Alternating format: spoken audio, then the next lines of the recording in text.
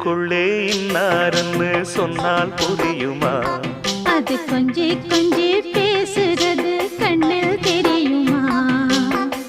உலகே அழிஞ்சாலும் உன் உருவம் அழியாதே, உயிரே பிரிந்தாலும் உறவேதும் பிரியாதே.